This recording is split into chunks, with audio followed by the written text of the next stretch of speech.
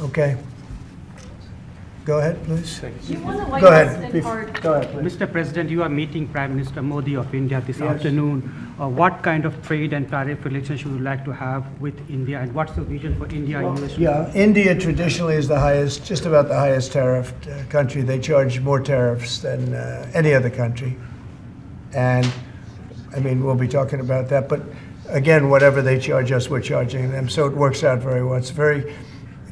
It's a beautiful, simple system. And we don't have to worry about, gee, we're charging too much or too little.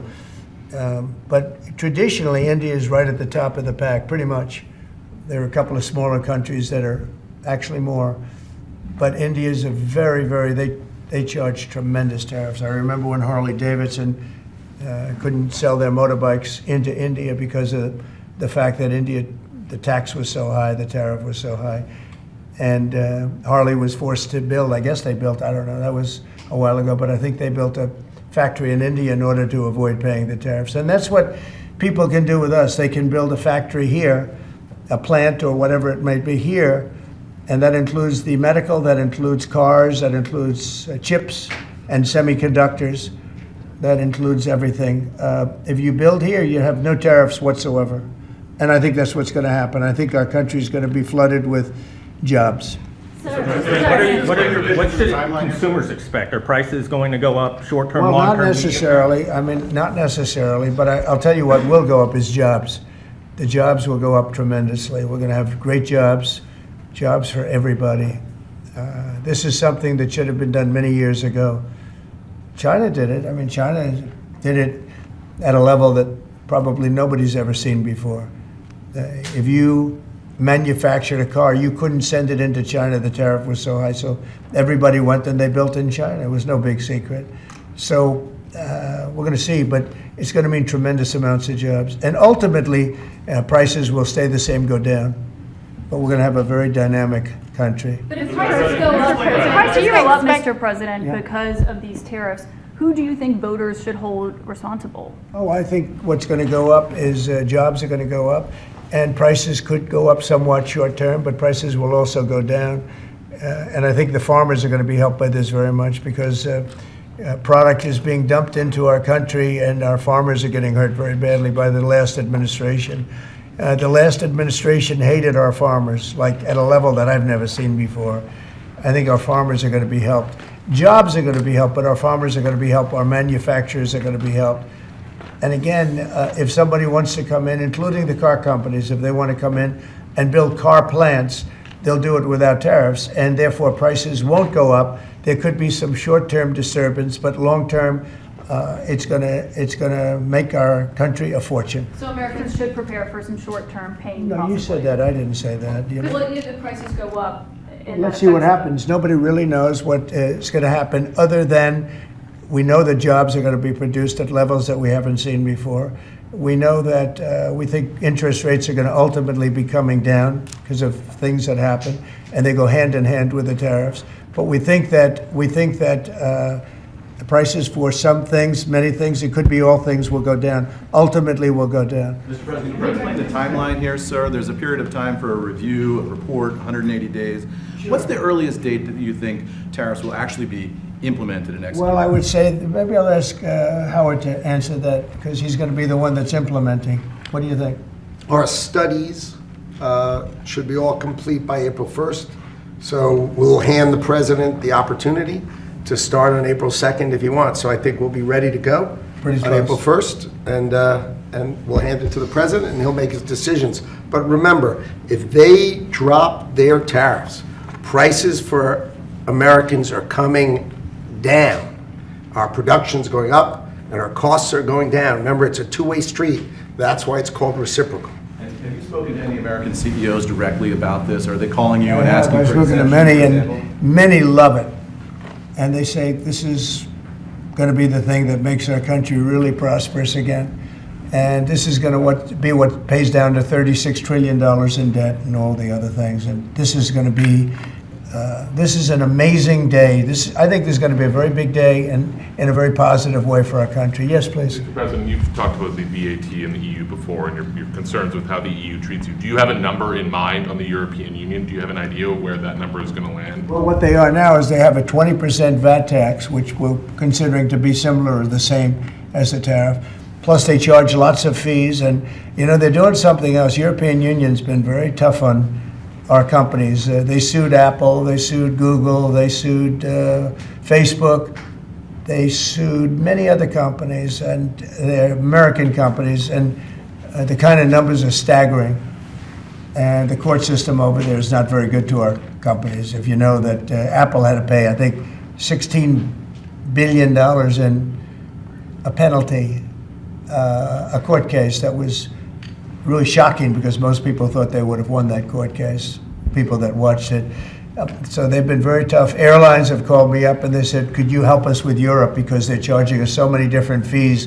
I got a call from the head of American, United, and other airlines saying every time we land a plane, we get just absolutely killed by the European Union.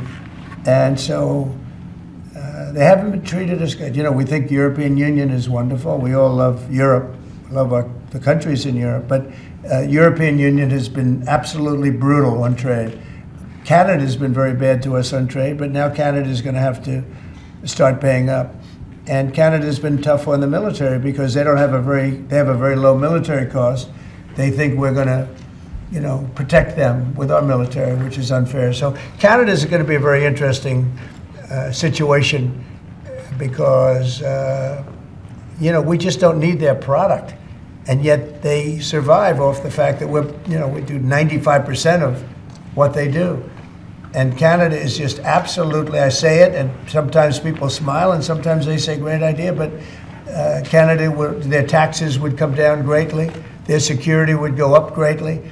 Amazing things happen to Canada, and really Canada in this particular, why would we pay $200 billion a year in subsidies to Canada when they're not a state? You do that for a state, but you don't do that for somebody else's country. So I think Canada is going to be a very serious contender to be our 51st state. How are negotiations going with Canada? There was obviously a delay in implementing those tariffs. I spoke to Governor Trudeau on numerous occasions, and we'll see what happens. But it just sets up so good for them. Look, the people would pay much less tax than they're paying right now. They'd have perfect military protection. They don't have any military protection because and you take a look at what's going on out there. You have Russian ships, you have China ships, you have Chinese ships, you have a lot of ships out there, and people are in danger. This is a different world today. It's a different world. They need our protection. Yes. You mentioned Elon Musk and the efforts that he's undertaking with your Yeah. authority. You granted him new authority this week. Will he secure any new government contracts while he is working on DOGE? No, for you? not if there's a conflict. If there's no conflict, I guess what difference does it make? But we won't let him do anything having to do with the conflict. Are you personally checking to make sure there's no conflicts of interest? Yeah, I am. He answers to you. Sure, he does. First of all, he wouldn't do it, and second of all, we're not going to let him do anything where there's a conflict of interest. Mr. President, your negotiations with the EU are there's discussions ongoing already. How quickly do you expect that you'll hear back from them about any of these other measures? I can't tell you, yeah.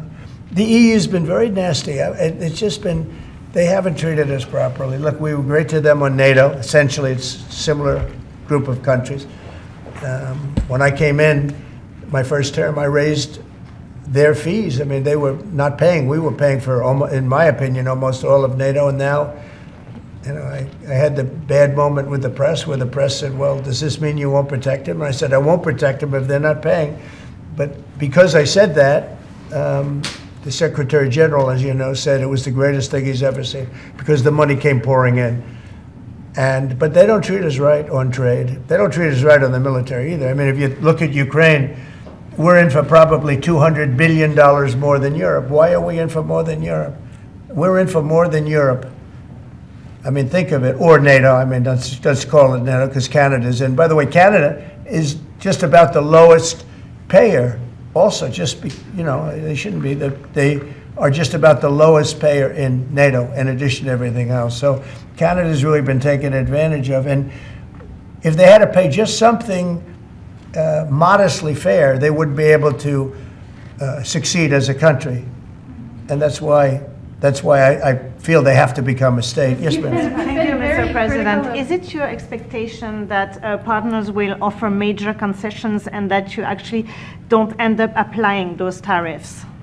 No, I think that a lot of them will stay the same, and whatever they pay, I'll pay. I mean, we'll have a lot of them stay the same. I think some, look, I heard they, as an example, EU lowered their tax on cars down to the exact same amount, that they were much higher. They were approximately 5 times higher, and they lowered them down to the exact tax that we're charging. That took place like yesterday or the day before. Is that a correct statement? I think so, yeah. Do you expect any exemptions or waivers? I don't expect that, no. This is a simple system. I mean, there wouldn't be any. And in the case of Apple, I gave them a waiver, an exemption in my first term because Samsung was in South Korea. And Samsung didn't have to pay the tax because it was a tax on China. And Apple makes a lot of their product in China. So I did that because it wouldn't have been fair.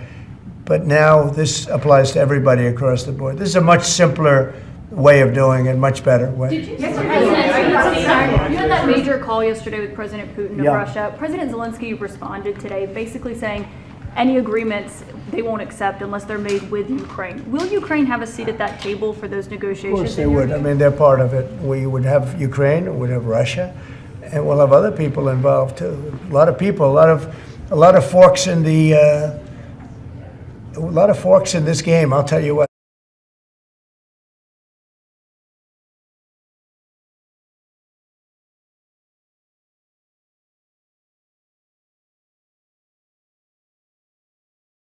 Part of it. We would have Ukraine, we'd have Russia, and we'll have other people involved too. A lot of people, a lot of forks in the, a lot of forks in this game. I'll tell you what. This is a very interesting situation, but the Ukraine war has to end. The young people are being killed at levels that nobody's seen since World War II, and it's a ridiculous war, and it has to end. We had a good talk with President Putin. I had a good talk with President Zelensky. Very good talk. And somebody said, oh, I should have called Zelensky first. I don't think so. I mean, we have to find out whether or not Russia wants to make a deal. I know that Zelensky wants to make a deal because he told me that. But I now know that Russia wants to make a deal. Did you ask Secretary Hegseth to walk back his comments yesterday saying Ukraine won't join NATO and won't go back to pre-2014 borders because those I are didn't, bargaining chips you could use? No, I didn't. Somebody told me to, but I thought his comments were good yesterday, and they're probably good today. They're a little bit softer, perhaps, but I thought his comments from yesterday. I thought his comments yesterday were pretty accurate. I don't see any way that a country in Russia's position could allow them, just in their position, could allow them to join NATO. I don't see that happening. And long before President Putin, Russia was very strong on the fact that I believe that's the reason the war started. Because Biden went out and said that they could join NATO, and he shouldn't have said that. As soon as he said that, I said, you know what? You're going to have a war now, and I was right about that. This is a war that would have never happened if I were president. You don't think it's President Biden's fault, not President Putin? I mean, he's the one. I think who made Biden it. is incompetent, and I think when he said that they could join NATO, I thought that was a very stupid thing to say. I thought when he said, well, it depends if it's a minor incursion. In other words, it's okay if Russia does a minor incursion. I thought that was a very foolish thing to say. When can we expect on auto? Got it started. The other thing that got it started was how badly Milley and these stupid people, the bad generals, how badly they did with Afghanistan. I was going to pull out, but we were pulling out with dignity and strength, and we were going to take our equipment with us and everything else. They are, I mean, what they're doing is, what they did with that, I think Putin looked at that mess and he said, wow, this is a great time, I'm going to go in. But what the Americans said, I'm not blaming Americans, but I will say what they said had a big influence on his deciding to go in. Yeah. When Elon Musk met with Prime Minister Modi earlier today, did he do so as an American CEO or did he do so as a representative of the U.S. government? Are you talking about me? No, Elon Musk. Elon, I don't know. They met. And I assume he wants to do business in India. But India is a very hard place to do business in because of the tariffs. They have the highest tariffs just about in the world, and it's a hard place to do business. No, I would imagine he met possibly because he's running a company. He's doing this as something that he's felt strongly about for a long time because he sees what's happening and he sees how the country is really being hurt badly by all of the fraud, waste, and abuse. Yeah. So how is Modi know whether he's meeting with the CEO or meeting with a representative of your government? Well, he's meeting with me in a little while, so I'm going to ask him that question. All right? I'll ask him that question. Yeah. On auto tariffs, what should we expect, sir? You mentioned obviously steel and aluminum and pharmaceuticals. What are you thinking about auto tariffs? We haven't talked about that much. I think autos are coming soon. I think they're all coming more or less at the same time. And it's not going to be a big shock to the system. But what it's going to do is it's going to bring pharmaceuticals back to our country. Much more important than the money.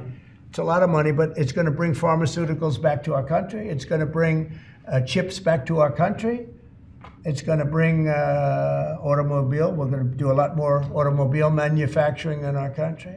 When I did this, when I announced this during the campaign, they were going to build the largest car plant in the world in Mexico. It was almost under construction. It was just starting. And when they heard me make that statement, and they thought I was going to win the election, actually, it was a few months before the election itself, China was building the car plant. It was going to be the largest in the world. They immediately stopped construction. You can see the foundations there. They immediately stopped. When they heard I was doing this, that would have destroyed Detroit. It would have destroyed Michigan. This plant would have taken up more than almost the whole state built. And it would have been very destructive. When they heard me speak, and they said, wow, if he gets in, we're gonna lose our shirt. So they stopped building.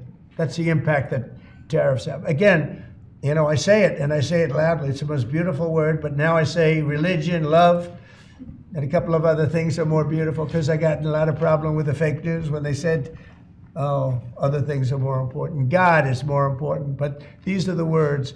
But I would say it's number 4 or 5. To me, it's the most beautiful. And I'll tell you what, I think really reciprocal tariffs, those 2 words, reciprocal makes tariffs really fair.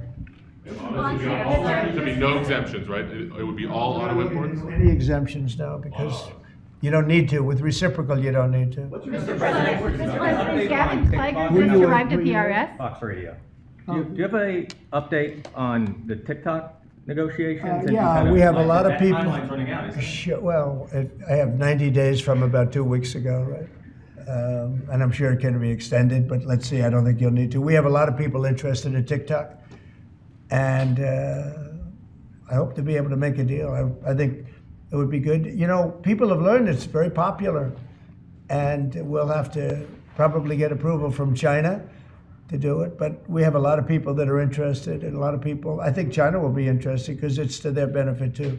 So I look forward to that. But we have a lot of people that are interested in TikTok. Quite a few. Mr. President, Doge workers arrived today, Gavin Clegger and others arrived today at the IRS. Do you expect to close the IRS, or what are you expecting? No, to I don't happen? expect You it, talked but about the ERS. but I Someday. think that the Internal Revenue Service will be looked at like everybody else. Just about everybody's going to be looked at. So it's they're doing a hell of a job. It's an amazing job they're doing, and that force is building. I call it the force of super geniuses. But it's building. And, they go up and they talk to some of the people about certain deals, and the people get all tongue-tied. They can't talk because these people get it. They're very smart people. We need smart people. Yes. Brian? On tariffs, sir. Yeah, Brian? Yes, sir. Mr. President, I know that during the campaign, it was huge in Pennsylvania as far as bringing back manufacturing. Have you talked to any CEOs since the tariffs were announced on steel and aluminum? What's the feedback from those? They are in love with it. As you know, in Pennsylvania, U.S. Steel is through the roof. They're all through the roof. That's why I didn't want U.S. Steel to make a deal with Japan or anybody else. I think it's going to do great. But I think maybe more than anybody else, the steel companies and aluminum companies, they're in love with what's happened. And this will eventually be the car companies and chip companies. We have to have chips made in this country. Right now, everything's made in Taiwan practically, almost all of it, a little bit in South Korea. But everything, almost all of it is made in Taiwan. And we want it to be made. We want those companies to come to our country, in all due respect. You know, they took the business away. Taiwan took our chip business away. We had Intel, we had these great companies that did so well, and it was taken from us, and we want that business back. We want it back in the United States. And if they don't bring it back, we're not going to be very happy. And you Sir, on mentioned tariffs, are you- pharmaceuticals as well in China. That's national security to bring that back. Yeah, China and other places. We want to get the pharmaceutical and drug business back into the United States, where it should be, right? Sir, on tariffs, are you concerned that the countries that would be most affected, like India, would just shift their trading to China? No, I'm not concerned about anything, really. I mean, I'm just doing what's fair. This is a very fair thing. This should have been done a long time ago. I would have done it, but then COVID hit.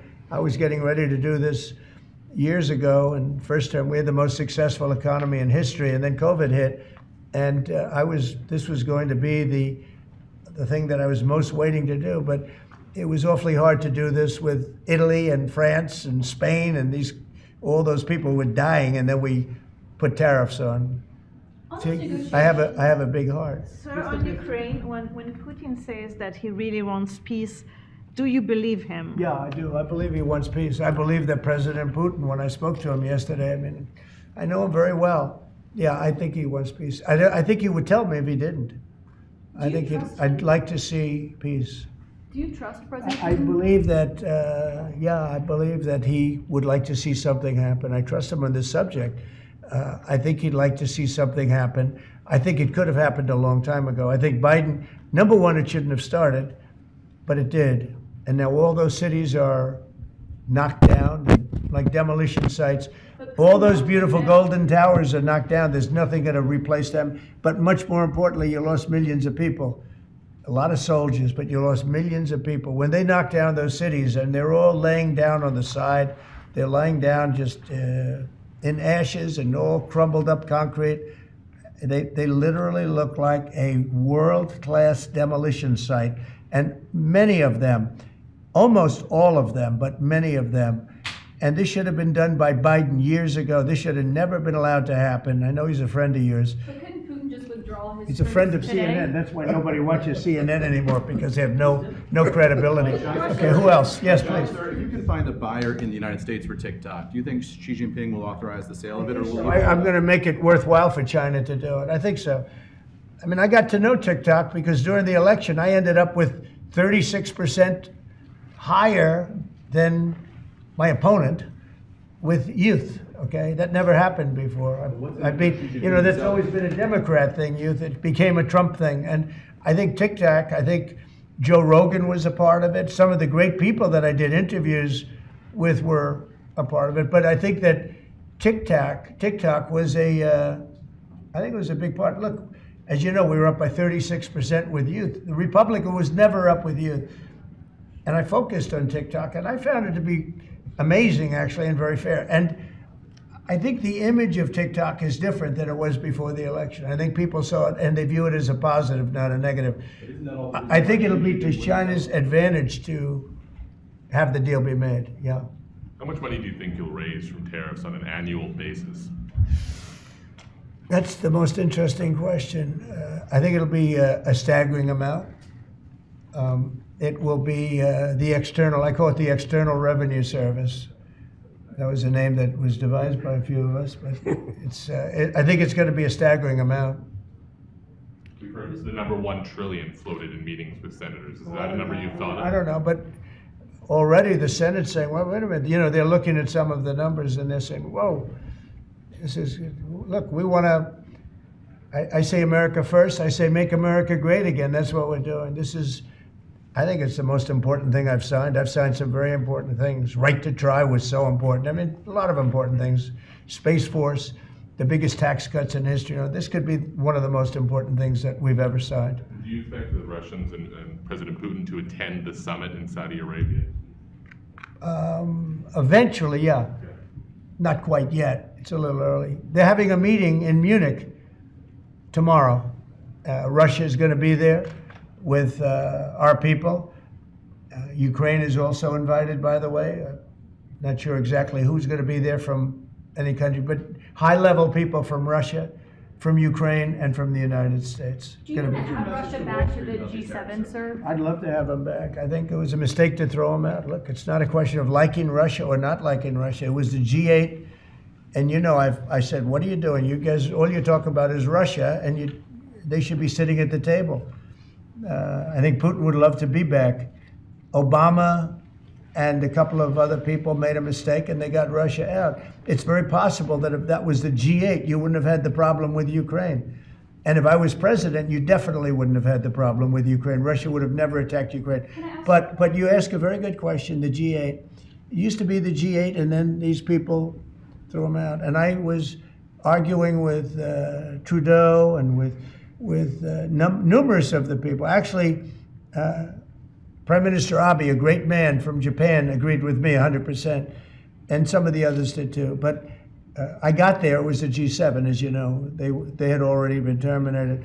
I think it would have been very helpful, and it still would be helpful to have Russia be a part of that mix. And I think if they were, I don't think you would have had the problem that you have right now. Russia Kicked them out, is part course, of the because G20. They kicked them out, of course, because they illegally annexed Crimea.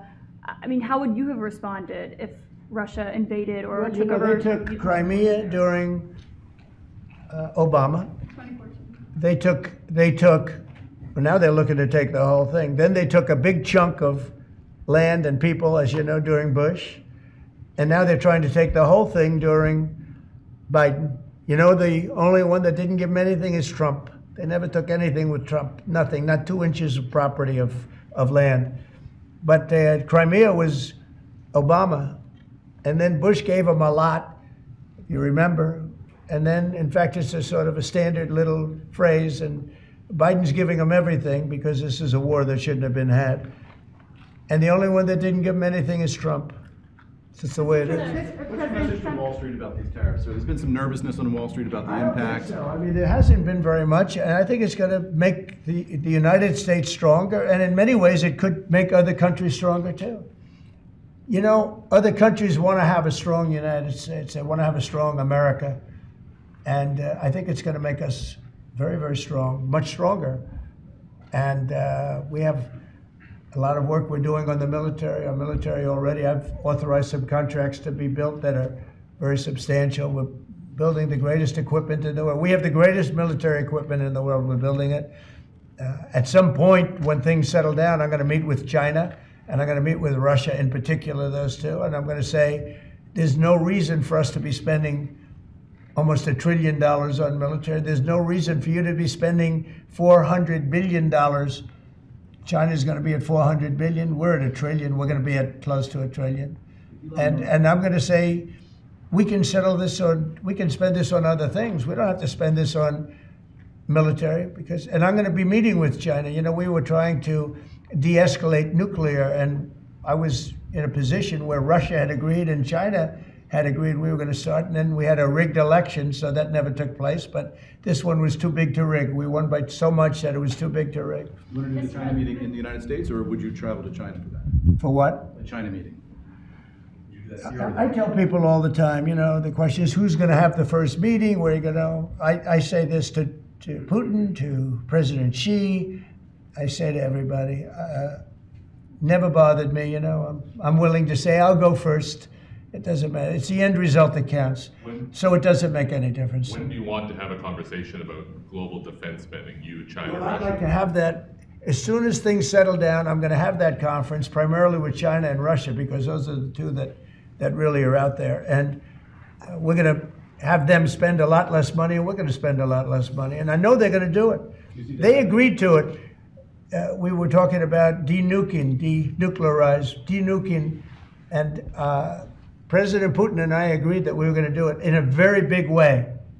There's no reason for us to be building brand new nuclear weapons. We already have so many you could destroy the world 50 times over, 100 times over. And here we are building new nuclear weapons, and they're building nuclear weapons, and China's building new nuclear weapons, and China's trying to catch up because, you know, they're very substantially behind, but within 5 or 6 years, they'll be even.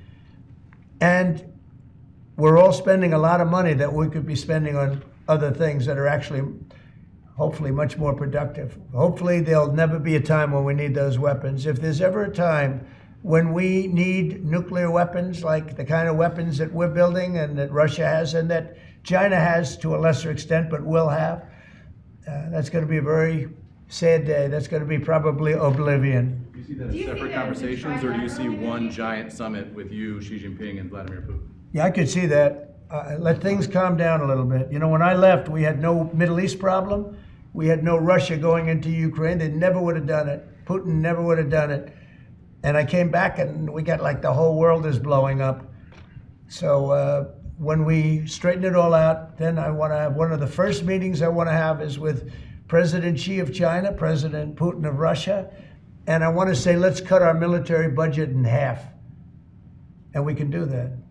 And I think we'll be able to do it. If Elon Musk identifies wasteful spending in the Defense Department, defense contractors and the like, are you willing to go after that spending as well? We have to go waste, fraud, and abuse. Yeah, and we're doing that. Could we, I'm just wondering about your conversations on defense spending. Would you want to do that as a trilateral, or would you use the existing body that also already includes China and Russia, the G20? No, it's the people. It's President Putin, President Xi. I don't need bodies. I don't need anything. It's people. It's all about people. It's about relationship and people. And, you know, I've had a good relationship with President Putin. I've had a good relationship with President Xi. It's about people. And I think when things straighten out, which I hope will be in the not too distant future, the meeting I want to have first is a meeting with China and a meeting with Russia on slowing down, stopping, and reducing nuclear weapons in particular, and also on not having to spend the kind of money we're all spending on weapons, military weapons generally. I think my question is, would you have those meetings separately with each of those leaders, or would you try to bring them all together? Both. You start off separately, and that's what was happening. I was dealing with President Putin. We had really an understanding where we were going to denuclearize. What a beautiful term that is, right? Denuclearize. What a great thing if we could do that. And we were going to, he really liked the idea, and so did I. And we had then called China, and China was very open to it. And then COVID hit, and then we had a rigged election. But now there was no rigged election. Now we have an election that was too big to rig. That's what my whole theme was, too big to rig. And they tried, but they didn't pull it off. Sir, as part of the reciprocal tariffs, would you also direct agencies to study the impact they would have on prices in the U.S.? No, there's nothing to study. There's nothing to study. It's going to go well. The United States is going to become a very, very strong economically country. Yeah. Mr. President, in the past you have spoken against BRICS. India is part of BRICS. Do you want to dismantle BRICS, or US want to be part of it? I don't care, but BRICS was put there for a bad purpose. And most of those people they don't even want to talk about it now. They're afraid to talk about it because I told them if they want to play games with the dollar, then they're going to be hit with a 100% tariff the day they mention that they want to do it. And they will come back and say, we beg you not to do this. BRICS is dead since I mentioned that. BRICS died the minute I mentioned that. And I remember when Obama and Biden in particular, I guess he said that, they have us over a barrel. They don't have us over a barrel. We have them over a barrel. If BRICS wants to play games, those countries won't trade with us. We won't trade with them. And if any trading gets through, it'll be 100% tariff at least. On your What cabinet, would be You know what? When they hear that, what do you think they're going to do? They're going to say, look what happened to BRICS. They didn't want to talk about it. They don't even want to admit that they were a member of BRICS. That's what's happened. On your cabinet, sir, we saw Robert F. Kennedy Jr. get confirmed. He's going to come in here and be sworn in. Mitch McConnell has now voted against several of your nominees. He voted against RFK Jr. as the next health secretary, citing conspiracy theories. What's your reaction to that? Well, I feel sorry for Mitch. And I was one of the people that he wanted to go to the end and he wanted to stay leader. He's not equipped mentally. He wasn't equipped 10 years ago mentally, in my opinion. He'd let the Republican Party go to hell. If I didn't come along, the Republican Party wouldn't even exist right now. Mitch McConnell never really had it. He had an ability to raise money because of his position as leader, which anybody could do. You could do it even, and that's saying a lot. But the fact is that he raised money and he gave a lot of money to senators, and so he had a little loyalty based on the fact that as leader you could raise a lot of money. senators would call me and they say, he wants to give me 20, 25 million, can I take it? I'd say, take the money, take the money. But so he engendered a certain amount of, I don't even call it loyalty, he was able to get votes. But I was the one that got him to drop out of the leadership position, so he can't love me. But he's not voting against Bobby, he's voting against me, but that's all right. He endorsed me. Do you know that Mitch endorsed me, right? Well, he did You have think that was polio, easy? and What? He had polio, obviously, and his. I don't know anything about he had polio. He had polio. Are you doubting that he had polio? I have no idea if he had polio. All I can tell you about him is that he shouldn't have been leader. He knows that. He voted against Bobby. He votes against almost everything now. He's a very bitter guy, and we have a very strong party, and he's almost not even really a very powerful member. I'd say he's not he's lost his power, and it's affected his vote.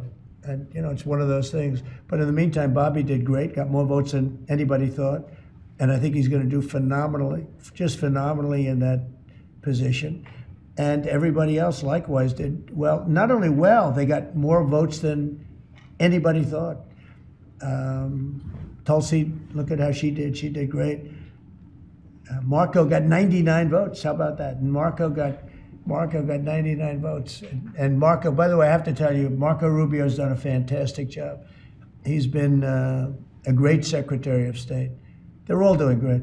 But we're going to have a swearing in today, and maybe we're going to have a second one, because I hear we have a couple of them coming up. And the man behind me is doing a fantastic job, Secretary of Commerce.